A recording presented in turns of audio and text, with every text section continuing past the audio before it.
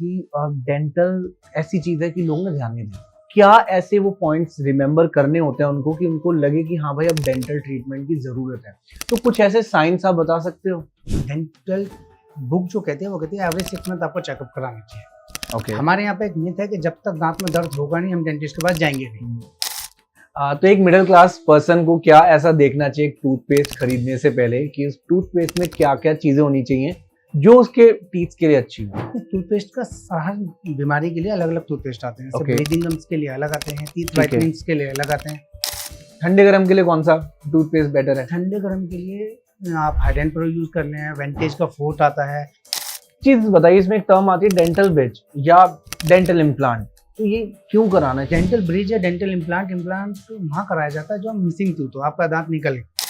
और तो मैंने ना आपकी कुछ वीडियोस देखी थी, तो उन वीडियोस में आपने कहा था कि जो जेनरिक मेडिसिन होती है उनसे बेटर होती है एथिकल मेडिसिन जो यूज करनी चाहिए। और लेकिन जो गवर्नमेंट तो हमेशा प्रेफर करती है कि आपको जेनरिक मेडिसिन यूज करो। जो एथिकल मेडिसिन है ना ओके। और जो जेनेरिक मेडिसिन है, गवर्नमेंट कह रही है कि जेनेरिक मेडिसिन से गरीब आदमी को फायदा हो। सो क्या आपके टूथपेस्ट में नमक है? तो ये क्वेश्चन एक ऐसा क्वेश्चन है कि डेफिनेटली आप जितनी भी एड्स देखते होंगे ना, हर बंदा टूथपेस्ट के पीछे पड़ जाता है, लेकिन उनको ये नहीं पता कि आपके टीथ के पीछे क्या रियलिटी है। आपको कौन से ऐसे टूथपेस्ट सिलेक्ट करने पड़ेंगे अपने टीथ के लिए और क्या क्या आपको ऐसी रेमेडीज करनी पड़ेंगी अपने टीथ को अच्छा रखने के लिए, क्योंकि एक बॉडी का एक ऐसा पार्ट है ना, अगर ये खराब हो गया ना मेरे भाई, तो मतलब लगा लो कि आपकी जिंदगी भी खत्म हो सकती है। This is very important. So आज का जो हमारा पॉडकास्ट होने वाला है वो होने वाला है टीथ पर, क्योंकि आज एक ऐसे गेस्ट हमारे साथ आए हैं जिनका नाम है जावेद जी, जो कि एक डॉक्टर हैं जिनके पास मोर देन 10 इयर्स का एक्सपीरियंस है। और ये आज हमको बताएंगे कि एक टीथ की इंपॉर्टेंट हमारी लाइफ में क्या होती है और क्या क्या ऐसे इश्यूज हमको फेस करने पड़ते हैं और क्या क्या ट्रीटमेंट्स इसके पीछे रहते हैं और हमें कब कौन से एक्शन लेने चाहिए और कब एक्शन नहीं लेनी चाहिए, किसको कंसल्ट करना चाहिए, किसको नहीं करना चाहिए। सो कंटिन्यू करते हैं इस पॉडकास्ट को, बने रहिए। अगर आपको भी डेंटल से रिलेटेड कोई इश्यूज हैं या कोई भी आपके मिथ्स हैं या क्वेरी है, ये पॉडकास्ट आपके लिए। सो कंटिन्यू करते हैं। So welcome to our podcast Javed ji, कैसे हैं आप? I am good. सो जैसे कि ऑब्वियसली आपका जो प्रोफेशन है वो एक डेंटिस्ट का प्रोफेशन है। बेसिक से चीजों को समझते हैं बिना किसी कॉम्प्लिकेशंस के। एक बच्चा अगर खेल रहा है स्पोर्ट्स में या वो किसी स्पोर्ट्स एक्टिविटी में, तो खेलते खेलते वो गिर गया और ऐसा कुछ हो गया कि उसका दांत जड़ से निकल गया, तो उस केस में क्या करना चाहिए और ऐसी कौन सी वो एज भी रहेगी कि अगर उसका दांत ठीक हो सके या ना हो सके? देखिए, एक तो सबसे पहले समझना चाहिए, दांत जो है ना बच्चे के वो दो तरह के होते हैं। एक डेसिडुअस यानी दूध के दांत, एक होते हैं परमानेंट टूथ। अगर बच्चे की एज 7 से 8 साल है जी। तो इसका मतलब उनका परमानेंट टूथ आ चुका है। सामने का दांत ऊपर का, नीचे वाला 6 से 7 साल में आ जाता है। अगर उससे कम है और दूध का दांत है तो फिर तो हमारे पास एक ऑप्शन है कि भाई परमानेंट टूथ आ जाएगा, 5-6 साल है तो ठीक है। लेकिन अगर बच्चे की एज 7 से 8 साल से ऊपर है और दांत वो पूरी तरह निकल चुका है तो फिर उस दांत को फेंकना नहीं है, वही दांत वापस से रीबिल्ड हो जाता है। अच्छा। मतलब इसको इवल्जन बोलते हैं। इवल्जन का सबसे पहला फंक्शन ये है कि वो दांत जो आपका सॉकेट से निकला है जी। वो साबुत निकला और वो गिर गया दांत, तो उसको उठा लो, या तो उसको कोल्ड मिल्क में, जो ठंडा दूध होता है नॉर्मली, कच्चा दूध उसमें रखें। अगर वो नहीं है, प्रोवाइड नहीं कर रहा, तो आप उसको सलाइवा में रखें, मुंह का जो सलाइवा है। ठीक है। कोशिश करें कंटामिनेटेड हो गया तो भी मुंह में रख लें, सलाइवा में रखें और उसको सीधे डेंटिस्ट के पास लेके जाएं, तो वो उसी दांत को वापस से रिप्लेस कर देते हैं। आपको अलग से दांत लगवाने की ज़रूरत नहीं पड़ती, क्योंकि ये परमानेंट टूथ जो है ना, अब ये दोबारा नहीं आएगा अगर आपने उसको खो दिया। पेशेंट्स के साथ क्या होती है कि जिसका बच्चा गिरा वो जल्दबाजी में उस दांत को छोड़ते हैं और भाग करके डेंटिस्ट के पास पहुंच जाते हैं। ऐसा बहुत होता है। तो ये उनकी मिस्टेक रहती है, क्योंकि उनको तो मालूम नहीं है कि ये दांत इतना इंपॉर्टेंट है कि यही जी। वापस लग जाएगा। जी। इसलिए सबसे पहला काम यही है कि आपको वो दांत उठा करके सीधे डेंटिस्ट के पास लेकर के जाना है, या तो कच्चे दूध में, ठंडे दूध में रख करके लेके जाना है, या फिर सलाइवा में रख करके लेके जाएं और वो वापस रिप्लेस कर देंगे। फिर कुछ दिन मेडिसिन पर रहेगा, एक अंदर से वायर लगा के उसको फिक्स कर देते हैं कि वो 2 से 3 महीने तक रहेगा। ओके। जब दांत अपने साथ जुड़ जाएगा, एंकाइलोज हो जाएगा, तो फिर आप उसको रिफंक्शन कर सकते हैं। और अगर लेट सपोज कि दांत वो भूल गया इंसान वहां पर, तो उस केस में क्या करा जाएगा? उस केस में तो फिर उसके लिए इम्प्लांट ही कराना पड़ेगा ना, उसका नया दांत। अब बच्चों को इम्प्लांट करवाना पड़ रहा है एक छोटी सी गलती से, तो ये अवेयरनेस के लिए ही है कि आप वेल जो दांत हो चुका है, आपका गिर चुका है, उसको उठा करके ही लेके जाएं। अगर आपने वो खो दिया तो फिर आपको दोबारा इम्प्लांट ही करवाना पड़ेगा। और इम्प्लांट का भी ऐसा Got it. सिस्टम नहीं है कि हर किसी के इम्प्लांट हो जाता है। जी। कई बार ऐसा होता है बोन सपोर्ट कम है, बोन डेंसिटी कम है, तो इम्प्लांट नहीं हो पा रहा। कई बार इम्प्लांट फेल होने की कई सारी वजह हैं, बच्चा ओरल हाइजीन मेंटेन नहीं कर पा रहा, तो वो ज़्यादा प्रॉब्लम क्रिएशन का पार्ट है। सबसे बेटर यही है कि आपको उस दांत को वापस उठाना है और उसको डेंटिस्ट के पास लेकर के जाना है। विदिन 2 to 3 आवर्स भी ले जाओगे तो भी वो रिप्लेस हो जाता है। Got it. और जैसे आपने अभी इम्प्लांटेशन की बात करी, तो एक लोगों के माइंड में ना एक बहुत बड़ा मिथ रहता है। वो मिथ ये है कि डेंटल ट्रीटमेंट इतने कॉस्टली क्यों होते हैं।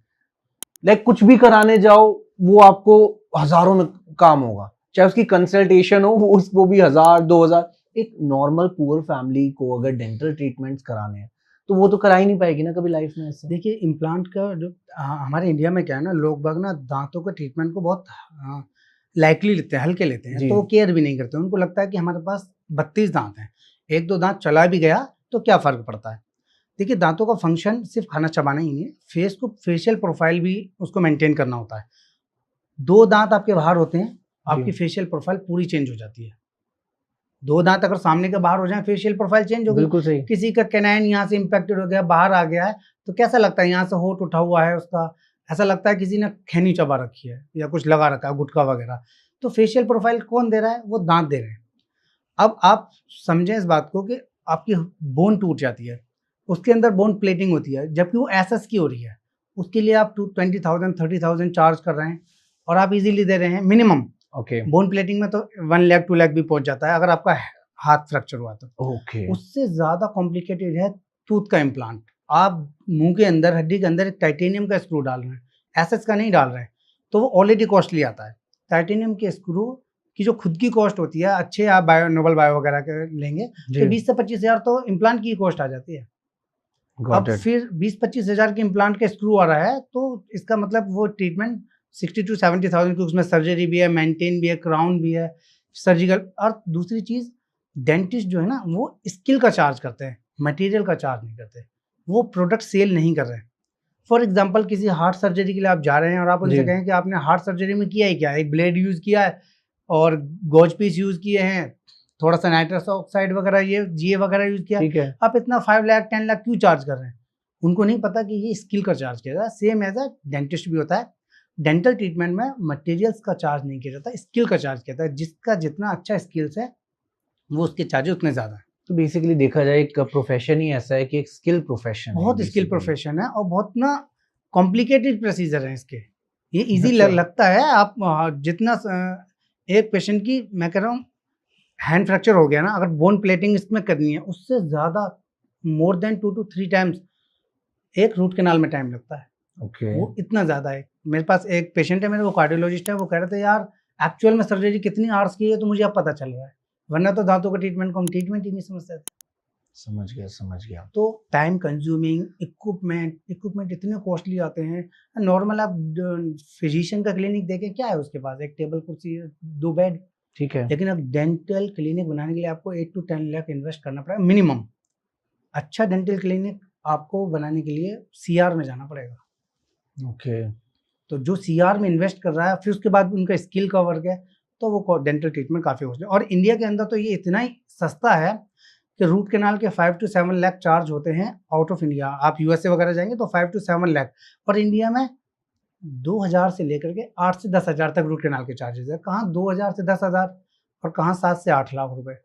तो कितना फ़र्क आ गया। बिल्कुल सही। बाहर इंडिया के, यूएसए के लोग, फॉरेन कंट्री, वेस्टर्न यूरोपियन और ये गल्फ कंट्री के लोग इंडिया आते हैं ट्रीटमेंट कराने के लिए।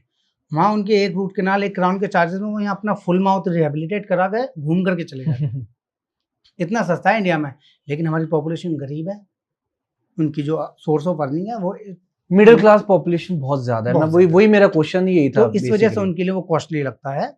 हालांकि इंडिया के अंदर बहुत सस्ता है डेंटल ट्रीटमेंट अदर कंट्रीज को देखते हुए। देखो, अब मैं ये जानना चाहता हूँ, आप ऑडियंस को ये बताओ कि डेंटल ऐसी चीज है कि लोग ना ध्यान नहीं देते, राइट। 10-10 साल, 20-20 साल तक लोग कुछ नहीं देखते कि बस। लेकिन हाँ, आफ्टर दैट लाइक 25 ईयर्स के बाद हल्का सा पेन होता है किसी को, तो क्या ऐसे वो पॉइंट्स रिमेंबर करने होते हैं उनको कि उनको लगे कि हाँ भाई अब डेंटल ट्रीटमेंट की जरूरत है? तो कुछ ऐसे साइंस आप बता सकते हो? देखिए डेंटल ट्रीटमेंट का क्या है, डेंटल बुक जो कहती है वो कहती है एवरी 6 मंथ आपको चेकअप कराना चाहिए। ओके, हमारे यहाँ पे एक मिथ है कि जब तक दांत में दर्द होगा नहीं हम डेंटिस्ट के पास जाएंगे नहीं। बिल्कुल से, अब बिल्कुल दर्द हुआ इसका मतलब अब प्रॉब्लम हुई है, लेकिन दर्द होने का मतलब यह है कि आपकी प्रॉब्लम बहुत ज्यादा बढ़ चुकी है। ओके, प्रॉब्लम आपको पहले ही कई सालों से थी। अगर आपके दांत में कैरीज स्टार्ट हो गई, इनेमल जी। कैरीज, इनेमल हमारी बॉडी का सबसे हार्ड स्ट्रक्चर है, उसको गलने में भी कई साल लग जाते हैं, इतनी ओके, जल्दी नहीं खराब होता वो। आपने उसी टाइम उसको क्योर करा लिया, फिलिंग करा ली तो वो ठीक हो जाता है, लेकिन आप उसको क्योर नहीं करा रहे हैं, इग्नोर कर रहे हैं क्योंकि आपको पेन नहीं है। जी, अगर वही चीज़ कुछ टाइम इग्नोर करने के बाद आपको ठंडा सेंसेशन देती है, कोल्ड के सेंसेशन, तो इसका मतलब वो जो कैरीज थी वो डेंटिन तक पहुंच चुकी है। ठीक है, उस कंडीशन पर आप डायरेक्ट फिलिंग करा लें, लेकिन वो भी बियरेबल होती है हमारे यहाँ पे, या फिर वो टूथपेस्ट से भी रिकवर हो जाती है कुछ टाइम के लिए। एडवर्टीजमेंट देखते हैं आपके सेंसोडाइन यूज़ कर लें, जी, जी, तो वो सेंसोडाइन या कोई भी मेडिकेटेड टूथपेस्ट यूज़ करके वो सेंसेशन थोड़े टाइम के लिए रुक जाते हैं, पर कैरीज नहीं जाती है। तो उसके लिए फिर आपको और ज़्यादा बढ़ती है, तो वो पल्प तक पहुँचती है। जब ठीक पल्प है। तक पहुँचेगी तभी दर्द होगा। अब पेशेंट के पास जब दर्द हुआ तो वो पहुँच गए डेंटिस्ट के पास। ठीक, सही कहा। अब डेंटिस्ट ने डायरेक्ट कहा कि आपको रूट कैनाल करनी होगी। अब वो कह रहे ओके, नहीं मुझे फिलिंग करानी है। तो फिलिंग का जो पार्ट था 1 साल पहले, 2 साल पहले, तब तो आप आए ही नहीं, आपने इग्नोर मार दिया। उसके बाद उसने सिम्पटम भी दिए कि आपको कोल्ड के सेंसेशन हो रहे हैं, अब आप इसमें फिलिंग कराएं, इसने फिर भी आपने फिर इग्नोर भी कर नहीं दिया। कराया। आप कब आए? जब आपकी कैरीज पल्प तक पहुंच चुकी है, नर्व तक पहुंच चुकी है। ओके, अब उसमें आपके पास कोई ऑप्शन नहीं है, आपको रूट कैनाल करानी होगी। अगर टूथ ज़्यादा डिके हो चुका है तो फिर एक्सट्रैक्शन ही करवाना पड़ेगा। जो ट्रीटमेंट आपका 500 टू 2000 के बीच में होना था, अब वो ट्रीटमेंट आपका 5 टू 20,000 के बीच में पहुंच चुका है। वो depend on skill, material, basically कौन सा आप हमारी ही ट्रीटमेंट चाह रहे गलती हैं। है ये कि हम लोग ध्यान नहीं देते, बस वो लापरवाही का है। लापरवाही है। और जैसे कि अभी आपने सेंसोडाइन टूथपेस्ट की बात करी, तो एक मिडिल क्लास पर्सन को क्या ऐसा देखना चाहिए टूथपेस्ट खरीदने से पहले कि उस टूथपेस्ट में क्या-क्या चीजें होनी चाहिए जो उसके टीथ के लिए अच्छी हो? ये टूथपेस्ट का हर बीमारी के लिए अलग-अलग टूथपेस्ट आते हैं। जैसे ओके, ब्लीडिंग गम्स के लिए अलग आते हैं, टीथ ठीक है, व्हाइटनिंग्स के लिए अलग आते हैं। किसी में फ्लोराइड ज़्यादा होता है जिससे एंटी कैरीज रहती है, कैरीज नहीं बनती है जल्दी से, बचाने के लिए होता है। कुछ मेडिकेटेड टूथपेस्ट है जो सिम्पटम्स ठंडे गर्म के आ रहे हैं जी, जी। उसको ठंडे गरम के लिए कौन सा टूथपेस्ट बेटर है? ठंडे गर्म के लिए आप हाइड एंड प्रो यूज़ कर लें, वेंटेज का फोर्ट आता है। ये ओके, सारे बायोमिन टेक्नोलॉजी पे है। बायोमिन टेक्नोलॉजी का मतलब बहुत बारीक-बारीक उसके पार्टिकल्स हैं, जो डेंटिन के अंदर ट्यूब्यूल्स है, जो नर्व्स तक उसके सेंसेशन को लेके जा रहे हैं, जी, वो उसको ब्लॉक कर देते हैं। ओके, तो हाइड एंड प्रो यूज़ जो मैं प्रिस्क्राइब करता हूँ, okay, basically hide and pro है, वेंटेज फोर्ट है, एलसेंस है, और ये 3 अभी मुझे याद हैं। और ब्लीडिंग गम्स के लिए आप पैराडोंटेक्स यूज़ कर लें, काफ़ी अच्छा टूथपेस्ट है ओके, जीएसके का। और ओमनीडेंट आता है। और टीथ व्हाइटनिंग के लिए ग्लोडेंट है, ग्लाइज़र है डॉक्टर रेड्डी का, ये भी काफ़ी अच्छा टूथपेस्ट है। तो ये अलग-अलग हैं और जो आपको ये जो सेंसिटिविटी के लिए, ठंडे ये गरम हाइड के एंड लिए, प्रो जो हाइड बताया एंड मैंने, प्रो, हाइड एंड प्रो तो यूज़ कर लें, या सेंसोडाइन वेंटेज फोर्ट, की बहुत सेंसोडाइन यूज़ कर लें। ठीक है, सेंसोडाइन के वो भी भी कई कर पार्ट्स सकते हैं। हैं। ओके, सेंसोडाइन रैपिड रिलीफ करना है, तो अगर आपको ठंडा गरम ज़्यादा लग रहा है, तो आपको लॉन्ग टाइम से लग रहा है, तो सेंसोडाइन रैपिड रिलीफ कर लें। उसके पार्टिकल्स भी काफ़ी स्मॉल हैं, तो वो उसको ब्लॉक कर देता है। ठीक है, सॉर्टेड। और लोग आजकल माउथ वॉश भी यूज करते हैं, तो वो हमारे टीथ के लिए बेटर है या उसके भी कोई साइड इफेक्ट्स भी हो सकते हैं? माउथ वॉश से ना स्टेन्स भी आ जाते हैं। लेकिन ओके, मार्केट में कुछ माउथ वॉश ऐसे आ गए हैं जिनसे स्टेन्स नहीं रहते, तो रेगुलर माउथ वॉश हमेशा नहीं करना चाहिए, ओके, बीच-बीच में ओके, स्टॉप करते रहना चाहिए। तो जो जिसमें स्टेन्स नहीं आते उस माउथ वॉश, एक डॉक्टर रेड्डी का क्लोएक्स एडीएस है, जी, वो भी अच्छा माउथ वॉश है। लेकिन मैं फिर भी कहना चाहूँगा कि आप कभी भी कोई भी टूथपेस्ट अपने आप नहीं लें, आप डेंटिस्ट से रिकमेंड कराएँ। अपने पास में कोई अच्छे डेंटिस्ट है, एक बार चले जाएँ, उनको दिखा दें आपके टीथ की क्या कंडीशन है। कि आपके कई बार ऐसा होता है कि आपके दाँतों में टीथ व्हाइटनिंग की नीड है या फ्लोराइड वाले टूथपेस्ट की नीड है, तो वो देख करके बताएँगे। आप अपने अंदाज़े से ले रहे हैं कि मुझे फ्लोराइड वाला लेना है या टीथ व्हाइटनिंग के लिए कम फ्लोराइड वाला लेना है, तो वो गलत भी हो सकता है। कि आप सपोज़ करो आपने कम फ्लोराइड वाला ले लिया और आपके टीथ में कैरीज़ ज़्यादा लग रही हैं, आपको फ्लोराइड वाले की ज़रूरत थी। फिर भी इसलिए मैं कहना चाहूँगा कि डेंटिस्ट से ही रिकमेंड कराएँ, अपने आस-पास जाकर के एक बार चेकअप ज़रूर कराएँ। Got it, got it. और एक क्वेश्चन मेरे माइंड में आया अभी कि हम लोग जैसे जिम करते हैं, हम वेट बहुत उठाते हैं, राइट? हैवी वेट लिफ्टिंग करते हैं, और कुछ ऐसे स्पोर्ट्स भी होते हैं, एग्रेसिव स्पोर्ट्स होते हैं जिसमें दांतों को ना ऐसे टाइट कर लेते हैं लोग। तो ये चीजें भी, छोटी-छोटी चीजें भी हमारे दांतों पे इम्पैक्ट डालती है? देखिए, इसका तो बहुत बड़ा रोल है कि आप दाँत का जो फ़ंक्शन है ना, वो सिर्फ़ खाना चबाने के लिए है। ओके, आप उस पे एक्सेस प्रेशर दे रहे हैं जब आप हैवी वेट उठा रहे हैं, जी, ऐसा करके। हाँ, बिल्कुल, कुछ लोगों की हैबिट्स होती है रात में दाँत को भींच के सोने की, ठीक है, ब्रक्सिज़म की, क्लेंचिंग की, किट-किट, किट-किट करते हैं। उससे क्या होता है कि आपके दाँत के ऊपर की जो एनामल है ना, वो सब घिस जाती है। ओके एट्रीजन बोलते हैं। ओके एट्रीजन होने के बाद जब आपकी इनेमल ही आपकी प्रोटेक्टिव लेयर है, अगर आपकी इनेमल घिस गई तो आपको सेंसेशन आ जाएंगे। जो मैं कह रहा था कैरीज से आएंगे, वो आपको कैरीज की जगह इनेमल घिसने से ही आने हैं। अब ये लेयर वापस नहीं आने वाली आपकी इनेमल। ओके फिर जब डेंटिन तक पहुंच गई तो आपको सेंसेशन आ जाएंगे। अगर वो उसके बाद भी घिसती रही कंटिन्यू तो फिर वो पल्प तक पहुंचेगी। जब पल्प तक पहुंचेगी तो फिर आपको पेन स्टार्ट हो जाएगा, फिर आपको रूट कैनाल के लिए जाना पड़ेगा। इसलिए जब भी आप हैवी वेट वगैरह उठाएं तो एक गार्ड आता है, टूथ गार्ड या उसको नाइट गार्ड भी बोलते हैं, वो सिलिकॉन का बना हुआ होता है, उसे पहन करके उठाएं। इससे क्या होगा कि जो एक्सेस प्रेशर है ना वो उस ट्रे पर रहेगा। जैसे अलाइनर्स आते हैं ना, आपने देखा होगा जी टूथ जी पहनने बिल्कुल सही वाले, बात। उसी टाइप का सिलिकॉन की रबड़ का होता है, वो आपका फ्रेम बन जाता है दांत का, उसी के ऊपर पहना देते हैं। तो फिर जब भी आप हैवी वेट उठाएंगे उसको पहन करके तो वो घिसेगा, आपके एनेमल नहीं घिसेगा। तो 5 to 6 मंथ में उसको चेंज कर लें हर बार, तो आपको तीत बचाने का सबसे आसान तरीका है। अदरवाइज आपके तीत घिसने ही घिसने हैं। ये बीमारी, ये परेशानी सबसे पहले कारपेंटर्स में आया करती थी, जब वो लकड़ी अपनी आरी दांत बीच करके घिसना होता था, और रिसर्च होती रही, फिर ये हैवी वेट वालों में भी आने लगी। अब हैवी वेट वालों के लिए सबसे अच्छा तरीका है वो आप गार्ड पहने। जैसे अभी आपने बात करी अलाइनर्स की, राइट, आजकल मार्केट में बहुत ज्यादा ट्रेंड में ये चीज चल रही है। काफी ऐसी कंपनीज है, मैं नाम नहीं लूंगा, तो कंपनीज क्लेम करते हैं कि आप हमसे अलाइनर्स खरीदिए and you will see the positive results. ये चीज कितनी सच है? और अगर कोई अलाइनर्स उनसे खरीदता है तो उसके बाद भी उसको वो प्रॉब्लम फेस, लेट सपोज टूथ सी एग्जांपल के लिए मैं लेता हूँ कि जो बहुत एड्स आती है, तो मैं भी जानना चाहूंगा ये चीजें एक्चुअल में वर्क करती है नहीं करती। देखो एक्चुअल में वर्क तो इसके रिजल्ट ना, जो आप इनके फीडबैक्स लेंगे तो मेरे हिसाब से 90% के नेगेटिव ही आएंगे। ओके डायरेक्ट कंपनी दे रही है, वो क्लेम कर रही है कि हम आपको अलाइनर होम में प्रोवाइड कर रहे हैं, लेकिन अलाइनर्स का जो ट्रीटमेंट है ना, वो आपके टीथ को अलाइन करने के लिए है। ओके आपका टीथ अलाइन टेढ़े मेढ़े हैं, आपको स्पेस तो टेढ़े मेढ़े हुए क्यों? क्योंकि आर्च का स्पेस कम था, दांतों का स्पेस ज्यादा हो गया, दांत चौड़े चौड़े हो गए। ठीक तो है अगर दांतों की चौड़ाई 20 mm है, एग्जाम्पल दे रहा हूँ, ओके और आपकी आर्च की चौड़ाई 17 mm है, तो 3 mm एक्स्ट्रा हो गई। ठीक अब है 3 mm को उसी 17 mm में शिफ्ट करने के लिए 20 mm को थोड़ा तो टेढ़े मेढ़े होंगे लेफ्ट ना, राइट होना पड़ेगा। हाँ ठीक है तो ये इसका मैथ है।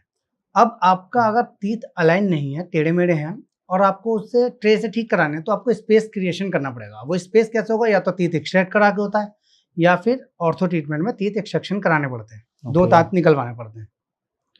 अगर कम स्पेस चाहिए तो आईपीआर करते हैं, दो दांतों के बीच में से घिस देते हैं, इंटरप्रोक्सिमल रिडक्शन बोलते हैं उसको। आईपीआर कौन करेंगे? वो डेंटिस्ट करेंगे, आप अपने आप तो कर नहीं सकते। लेकिन आपने ऑनलाइन मंगाए हैं तो वो क्लेम किससे करोगे आप?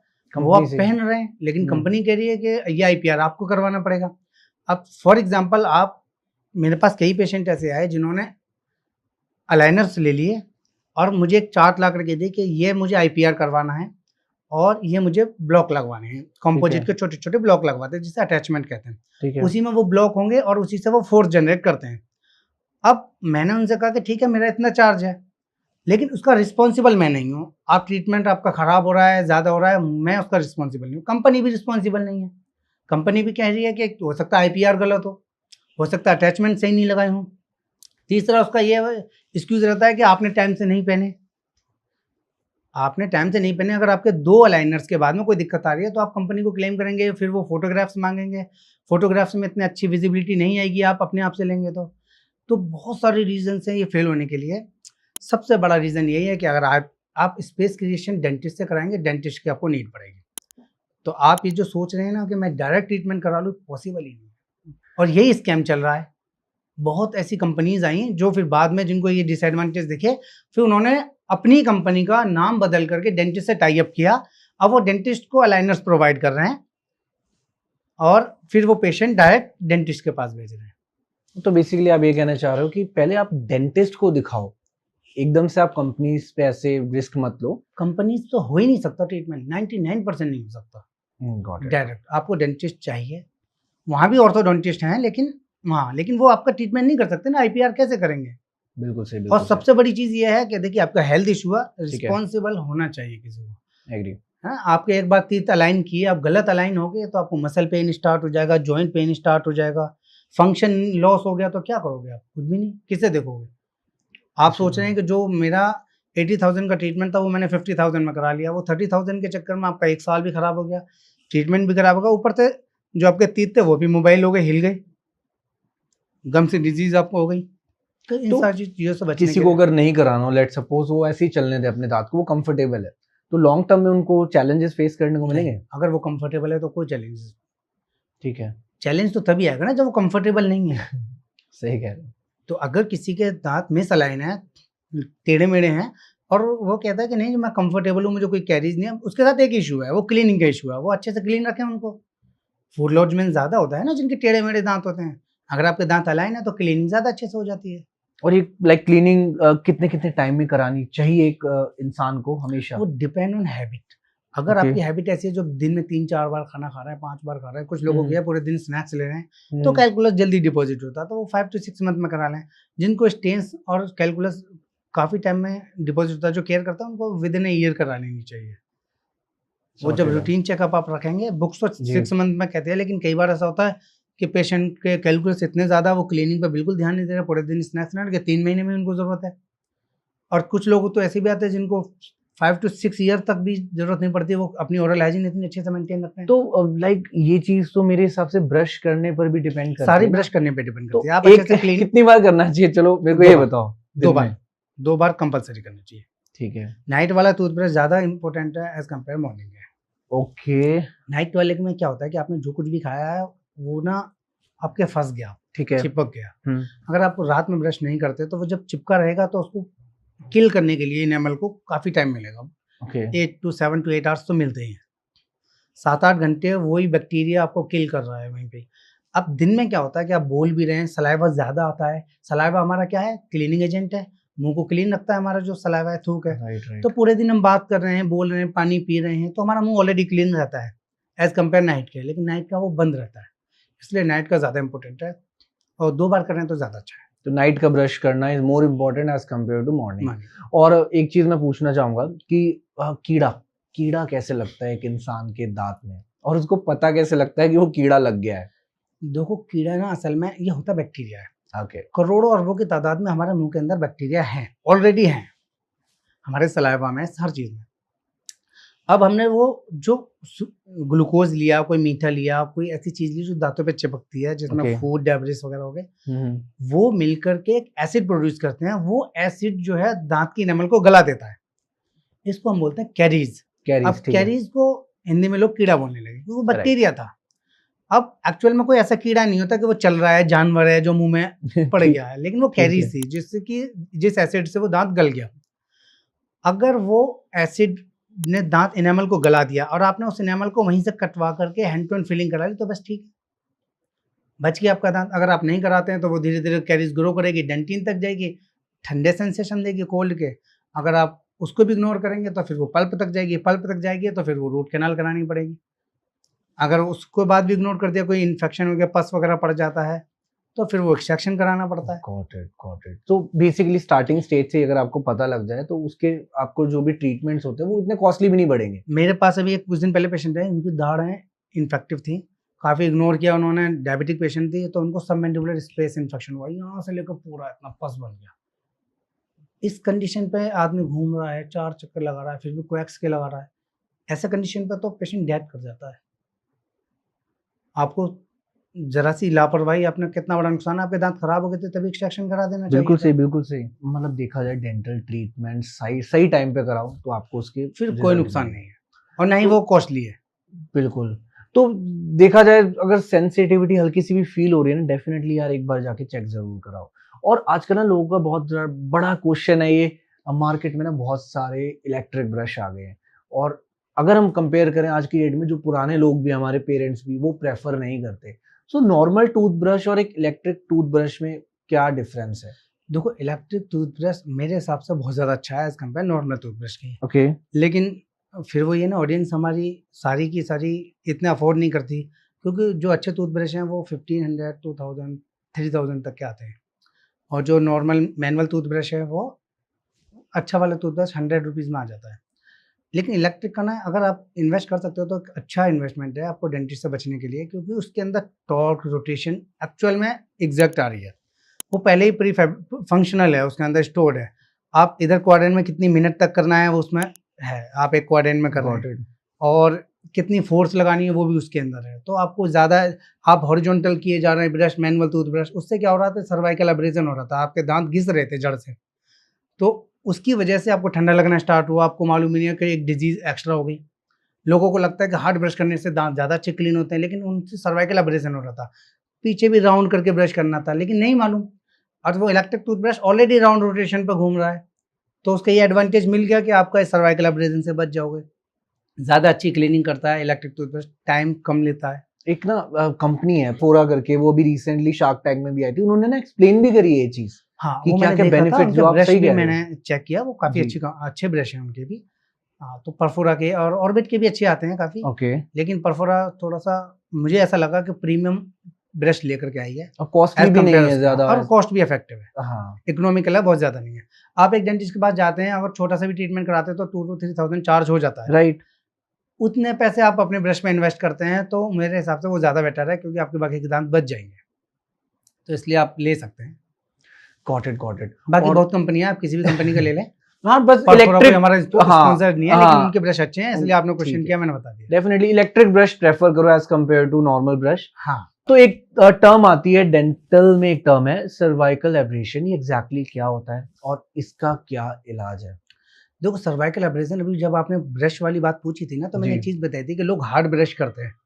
हार्ड ब्रश करना है ना, तो उसकी वजह से ना एक प्रेशर क्रिएट हो रहा है, एनामल रब ऑफ हो रहा है। ओके। तो उसकी वजह से ना एनामल जब घिस जाता है दांत के और मसूड़े की जड़ के पास से, गर्दन के पास से, तो उसको बोलते हैं सर्वाइकल एब्रेजन। ओके। और जैसे इनेमल आपका घिसेगा, आपको कोल्ड सेंसेशन आने लगेंगे, ठंडा लगने लगेगा। उस कंडीशन पे आपको क्या करना है कि आपके ऊपर ना एक दांत के ऊपर एक लेयर चढ़ती है, कॉम्पोजिट की लेयर, जिसे हम टूथ स्ट्रक्चर रिप्लास्टिक TSR भी बोल देते हैं।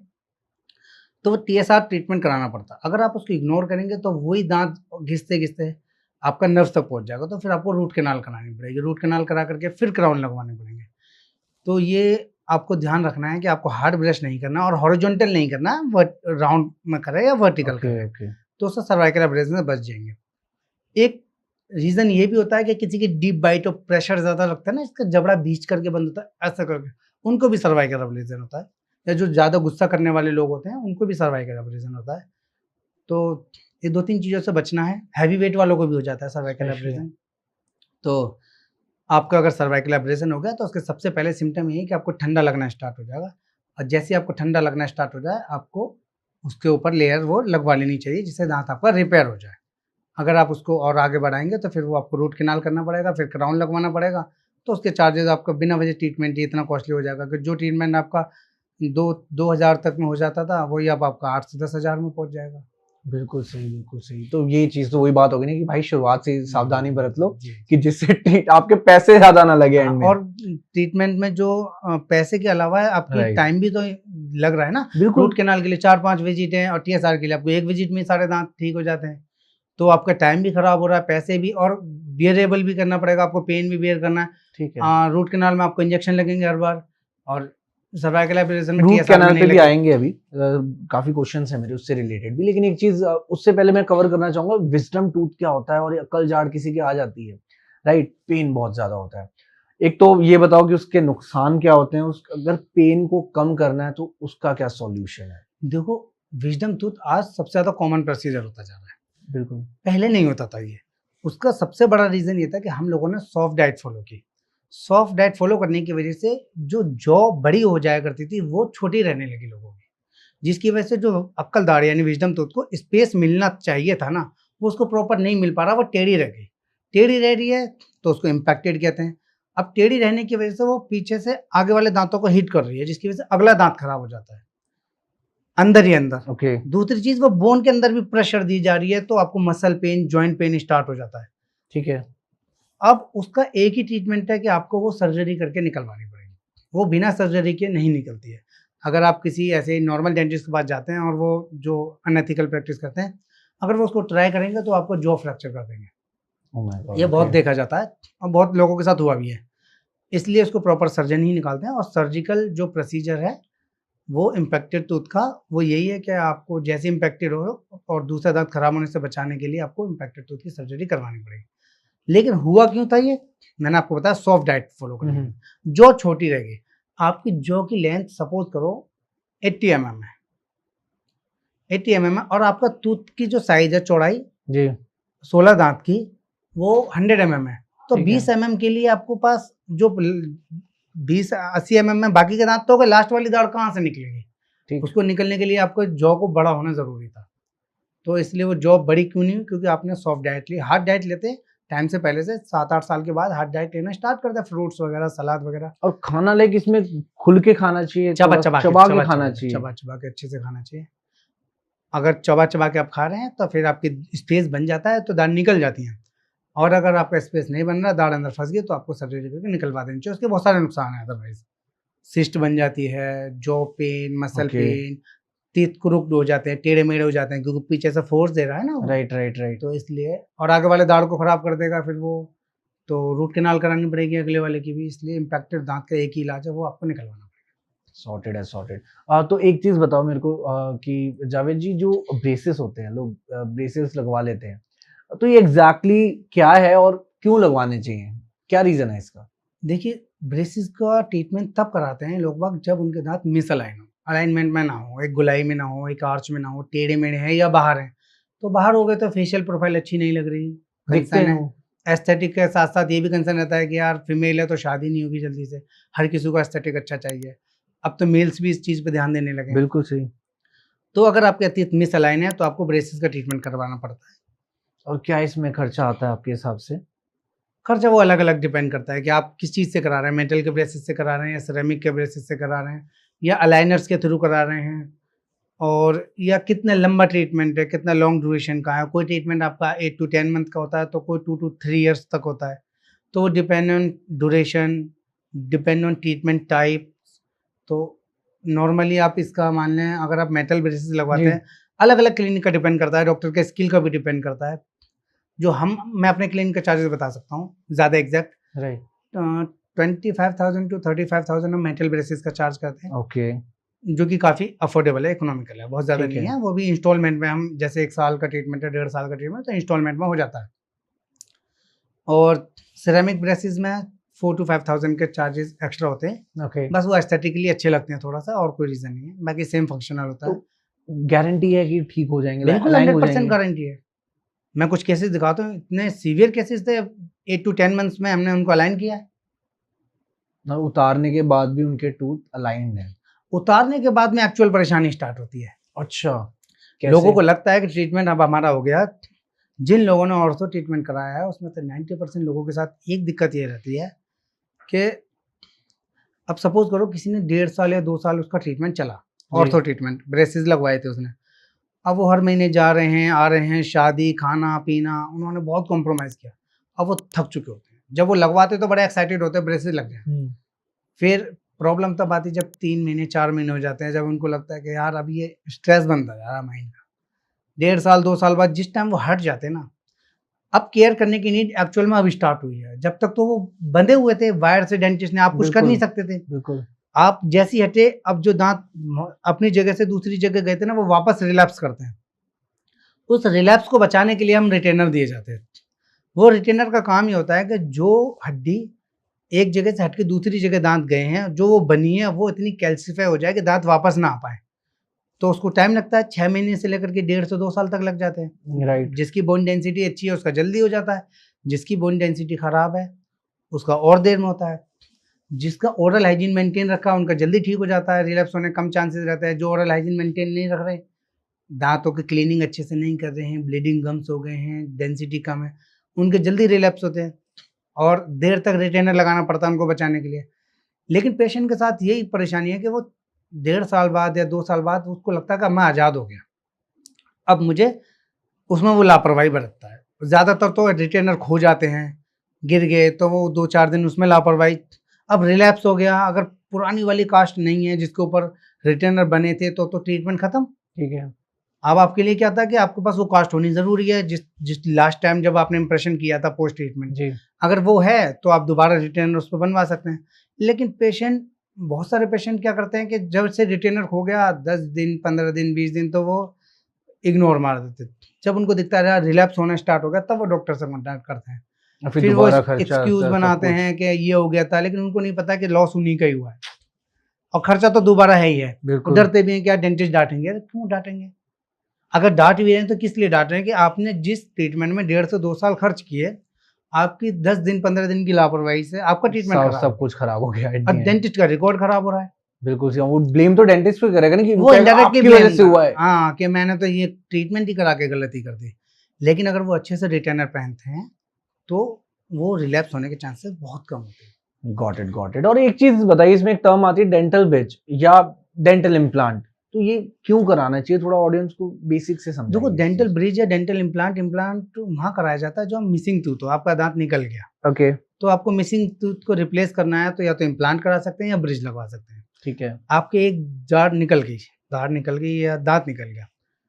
अब पहले ब्रिज लगाया जाता था कि एक दांत पीछे का घिस दिया, एक दांत आगे का घिस दिया, उन पे सपोर्ट लेकर के एक ब्रिज लगा दिया 3 दांतों का। ब्रिज का मतलब ये पुल, एक क्राउन इस पर, एक क्राउन इस पर।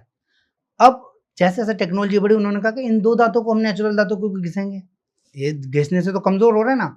ऐसा करते हैं, इम्प्लांट लगाते हैं, एक सीधे टाइटेनियम का स्क्रू उसी जहां से रिप्लेस हुआ वहीं लगा दिया बोन के अंदर। 3 महीने के लिए उसको छोड़ दिया, वो बोन के साथ ऑस्टो इंटीग्रेट किया, उसके बाद उस पर कैप लगा दिया, तो आपके 2 दांत बच गए। इम्प्लांट का एक्चुअल में ये फायदा है कि आपको 2 नेचुरल दांतों को घिसना नहीं पड़ेगा। लेकिन बहुत सारी जगह पे ऐसा होता है कि इम्प्लांट हो भी पाता है, नहीं भी हो पाता है। आपकी बोन की डेंसिटी कम है, आपकी बोन पतली है, रिज नहीं है, तो भी इम्प्लांट नहीं हो पाएगा। आपको इम्यूनो कॉम्प्रोमाइज डिजीज है तो भी इम्प्लांट नहीं हो पाएगा। हाई डायबिटीज पेशेंट हैं तो भी इम्प्लांट नहीं हो पाएगा। तो इम्प्लांट कराने के लिए फिर सबसे लास्ट और पहली चीज़ है कि इम्प्लांट कॉस्टली होता है, हर किसी का अफोर्डेबल नहीं है बजट। लेकिन टेक्नोलॉजी जितनी ज़्यादा आती है, इम्प्लांट काफ़ी अफोर्डेबल हो गए। जो इम्प्लांट, अच्छे इम्प्लांट मेड इन यूएसए के इम्प्लांट 20,000 के अंदर में हो जाता है।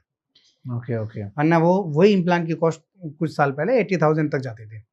और बहुत सारी जगह पर वो इम्प्लांट जो 20,000 का है, कहीं पे अफोर्डेबल है, कहीं पे थोड़ा सा प्रीमियम क्लास है, तो वो महंगे हो जाते हैं। लेकिन आपके पास उसको कराने के लिए सिर्फ पैसा ही नहीं, बोन होना भी ज़रूरी है, बोन की डेंसिटी होना भी ज़रूरी है, आपका हेल्दी होना भी ज़रूरी है। फिर उसके ज़्यादा इंपॉर्टेंट ये है कि आपको ओरल हाइजीन भी मेंटेन करनी है। ऐसा नहीं कि आपने 20-25 हज़ार, 30 हज़ार, 50 हज़ार रुपये इम्प्लांट में खर्च कर दिए तो आपका परमानेंट अमर हो गया। आप ओरल हाइजीन मेंटेन नहीं करो, नेचुरल दांत की तरह ब्रश नहीं करोगे तो वो फेल हो जाएगा। आपको ब्रश का ध्यान रखना है, आपको क्लीनिंग प्रॉपर रखनी है। अगर बोन डेंसिटी नहीं है, हेल्दी नहीं है, किसी वजह से टूथ इधर वाला भी खराब है, टिल्ट हो गया है, जैसे मिसिंग टूथ के बाद आपने काफ़ी टाइम, तो फिर ब्रिज ही लगाना पड़ता है। फिर ब्रिज का ये भी है कि वो अफोर्डेबल होता है, हर कोई इम्प्लांट नहीं करा सकता। राइट। तो अफोर्डेबल की वजह से भी लोग ब्रिज प्रेफर ब्रिज करते हैं। थोड़ा सस्ता है, इम्प्लांट थोड़ा सा एक्सपेंसिव है। कई जगह पर बहुत ज़्यादा कॉस्टली भी होता है। ओके। जो ब्रिज 5-6 हज़ार में स्टार्ट लग जाता है, वो इम्प्लांट 20-25 हज़ार में लगता है। जहाँ ब्रिज अच्छी क्वालिटी का 18 से 20 हज़ार में लगता है, वहीं पे इम्प्लांट अच्छी क्वालिटी का 60-70 हज़ार, 80 हज़ार तक भी जाता है एक सिंगल इम्प्लांट। Got it. तो कॉस्ट का भी, हेल्थ का इशू भी रहता है। तो ये तो आपको डेंटिस्ट ही बताएंगे अच्छे से कि आपके लिए इम्प्लांट बेटर है या ब्रिज बेटर है, वो देख करके कंडीशन। Got it. और जैसे कि इम्प्लांट से रिलेटेड ये क्वेश्चन मेरे माइंड में आया कि क्या होता है कि लोग ना जिसका दांत निकल जाता है तो उसकी जगह लोग, जैसे आपने बताया, स्क्रू से ब्रिज बनवा लेते हैं, कुछ लोग मेटल टीथ लगवा लेते हैं, कुछ लोग गोल्ड का टीथ लगवा लेते हैं। तो ये टीथ को इफेक्ट नहीं देता लॉन्ग टर्म में कुछ, या उसके नेगेटिव इम्पैक्ट्स भी देखने को मिलते हैं? नहीं, इम्प्लांट तो टाइटेनियम का है। अब जो गोल्ड के या मेटल के टीथ लगते थे वो क्राउन लगते थे, कैप लगते थे दांत के ऊपर। आपने आरसीटी कराई तो कैप लगवा दिया मेटल का या गोल्ड का। ओके। और आपने इम्प्लांट कराया तो उसके ऊपर भी कैप लग जाता है। तो इम्प्लांट का मेटल के नुकसान यही थे कि मेटल की एलर्जी है किसी को तो एस्थेटिक देखने में अच्छा नहीं लगता था कि यार मेटल का दांत है। और तीसरी चीज़, एमआरआई सिटी स्कैन करते वक्त भी हैम्पर करता है वो। तो उसकी टेक्नोलॉजी आ गई के बाद में मेटल फ्री क्राउन्स आ गए, जिरकोनिया का फुल सिरेमिक क्राउन आ गए, जिरकोनिया वगैरह।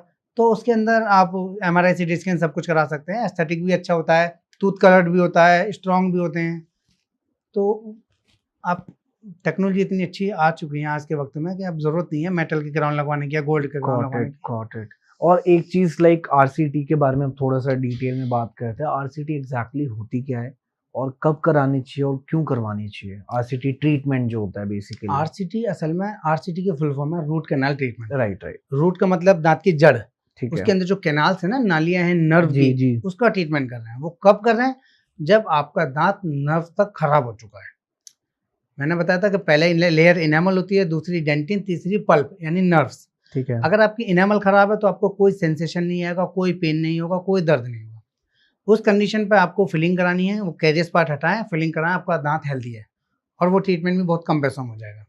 आप उसको इग्नोर करेंगे क्योंकि पेन नहीं है। इंडियंस का है कि जब दर्द होगा तभी जाएंगे, तो आपको फिर कोल्ड के सेंसेशन आ जाते हैं। कई बार वो भी नहीं आते हैं, आपका डेंटिन तक जब कैरियस पहुंच जाती है, डेंटिन तक पहुंच गई तो भी आप फिलिंग करा सकते हैं कैल्शियम का बेस लगा करके भी। कई बार डीप कैविटी है तो वो उससे भी दांत बच जाता है। अगर आपने उसको उस वक्त में भी इग्नोर कर दिया तो फिर वो कैरियस पल्प तक पहुंच जाएगी। जब वो पल्प तक पहुंचेगी तभी आपको दर्द होगा। अगर आपको दर्द स्टार्ट हो गया है तो फिर आपको रूट कैनाल ट्रीटमेंट ही कराना पड़ेगा, आरसीटी। दांत बचाने का एक ही ट्रीटमेंट है, वो है आरसीटी कैनाल ट्रीटमेंट। ओके, और ये फेल भी हो जाता है इसका रिजल्ट? बहुत सारी जगह है, बहुत सारा रीजन है फेल होने के। इसके ऊपर मैंने काफी लॉन्ग वीडियोस बनाई हुई हैं। देखिए, रूट कैनाल ट्रीटमेंट 2 रीजन से फेल होता है। एक तो डेंटिस्ट का फॉल्ट है, एक पेशेंट के फॉल्ट से। डेंटिस्ट का फॉल्ट क्या है कि जो क्वैक हैं, अनएथिकल प्रैक्टिस कर रहे हैं, उनको तो रूट कैनाल करनी आती नहीं है। 100% अनएथिकल वालों को नहीं आती। और जो एथिकल प्रैक्टिस कर रहे हैं, जो न्यू फ्रेशर डेंटिस्ट हैं, उसमें से भी बहुत लोग अच्छे से रूट कैनाल नहीं कर रहे हैं। उनका स्किल इतना अच्छा नहीं है। फ्रेशर डेंटिस्ट हैं, वो खराब कर रहे हैं, प्रैक्टिस भी अच्छे से नहीं कर रहे हैं, अपडेट भी नहीं कर पा रहे हैं। बहुत सारे डेंटिस्ट ऐसे हैं जो इतनी अच्छी रूट कैनाल कर रहे हैं जैसी एक्चुअल में होनी चाहिए, लेकिन लोग क्वैक्स की तरफ इसलिए जा रहे हैं क्योंकि चार्जेस बहुत कम है। उनको तो इसकी अहमियत ही नहीं पता है। उनको लगता है कि यार किसी अच्छे स्किल डेंटिस्ट ने मुझे किसी चीज़ के 4,000 रुपये चार्ज बताएं रूट कैनाल के, वही यार ये 1,500-2,000 रुपये बता रहे हैं, तो मैं 2,000 में कराऊंगा। उनको लग रहा है कि ये और ये बस सिर्फ पैसों का डिफरेंस है। पैसों का डिफरेंस नहीं है, वो स्किल का डिफरेंस है। आप अपने हार्ट सर्जरी किसी एक नॉर्मल क्वैक से कराएंगे, आपको डर है ना कि मेरी डेथ हो जाएगी। और ये होता है डॉक्टर्स में भी, ये चीज होती है कि जो एक नोन डॉक्टर है, एक्सपीरियंस डॉक्टर, उसकी फीस ज्यादा होती है और जो नॉर्मल फ्रेशर डॉक्टर है उसकी फीस कम होती है। हाँ, कम होती है, स्किल भी तो नहीं है ना उसके पास। लेकिन वो दांत भी तो आपका ही खराब कर रहे हैं। आपसे चार्ज भी ले लिए 2,000 और फिर टूथ भी आपका खराब कर दिया। और ये एक चीज क्लियर करो, एक रूट कैनाल ट्रीटमेंट में कितना खर्चा आ जाता है मिनिमम? Root canal treatment 2,000-2,500। एक बहुत छोटे से एरिया में अगर कोई क्लिनिक है ठीक ठाक तो वो चार्ज करते हैं। और 2,500 से लेकर के 12,000, 13,000, 14,000 तक नॉर्मली डेंटिस्ट चार्ज करते हैं। और वो वर्थ इट है। उसमें उस तरह के मटेरियल्स भी यूज होते हैं। बायोसेरेमिक जो सीलर है वो यूज़ हो रहे हैं। इक्विपमेंट आपके स्टरलाइज है या नहीं है, एडवांस टेक्नोलॉजी की आपकी फाइल्स हैं, इक्विपमेंट्स हैं, RVG एक्सरे वगैरह हो रहे हैं उसके अंदर।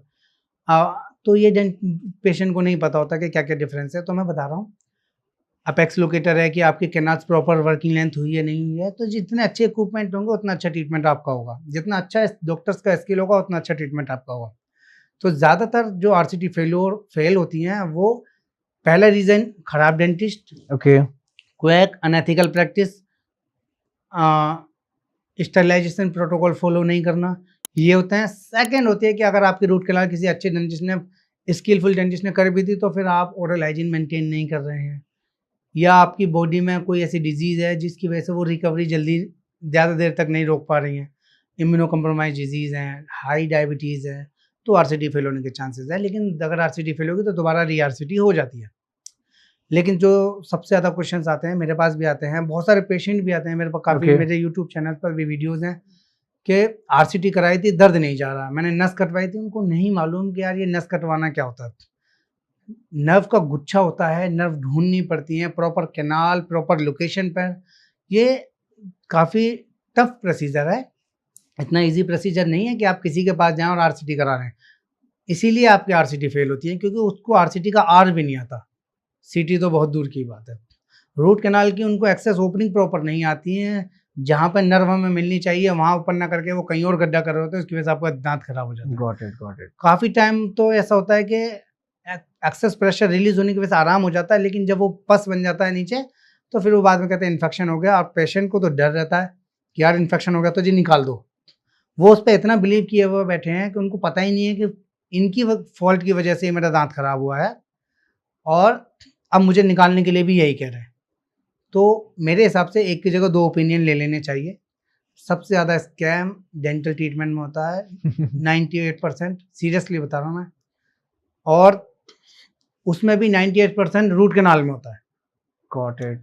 रूट कैनाल सबसे ज़्यादा स्कैम। और ये स्कैम तभी होता है ना कि वो एक चीज़ आपकी, कम चीज़ें बताते हैं वो आपको सो दैट कि कोई ना कोई दिक्कत आगे सबसे जाकर आए। ज्यादा बेसिक यही है कि लोग कंपेयर यही करते हैं कि यार इसके आरसीटी के चार्जेस बहुत कम है।